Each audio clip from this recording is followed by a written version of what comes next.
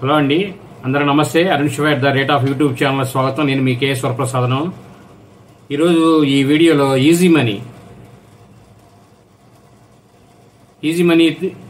అనేది ఎలా మనల్ని ఇబ్బంది పెడుతుంది, కష్టపడి బతికితే మనకి ఎలా సుఖాన్ని ఇస్తుంది అనే డిఫరెన్స్ అనేది చూద్దాం ఈ వీడియోలో.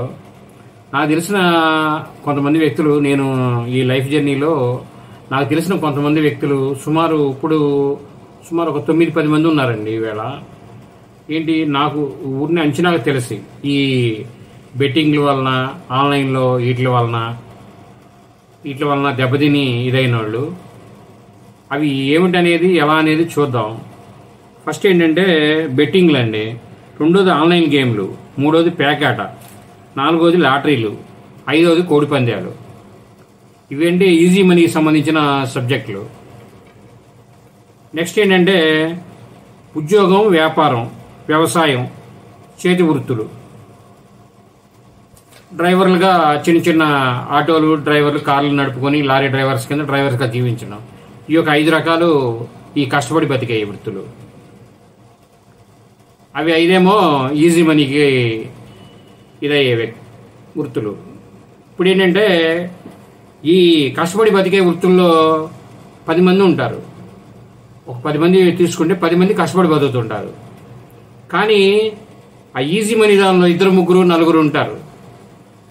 చాలా మంది ఏం చేస్తారంటే ఆ 4 ఎమ్మటే నడుస్తారు, 10 మంది ఎమ్మటే నడవరు. దానివలన నాకు తెలిసి 10-15 మంది, 10 మంది పైనే సుమారు.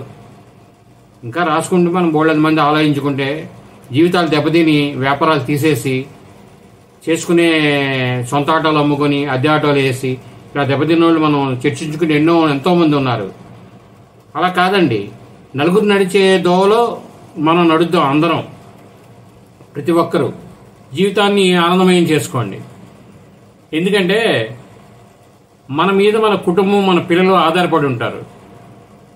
తల్లిదండ్రులు అందరూ ఆధారపడి ఉంటారు మన మీదే. మనం ఒక పెద్ద ట్రైన్కి ఇంజిన్ లాంటి వాళ్ళం కదా. మరి మనమే సరిగ్గా డ్రైవింగ్ చేయకుండా చేస్తే ఇబ్బంది కదండి. మరి ఇప్పుడు మిగిలిన వాళ్ళంతా ఇవన్నీ చేయలేక కాదు కదా వ్యాపారాల వృత్తులు ఎందుకు ఉంది.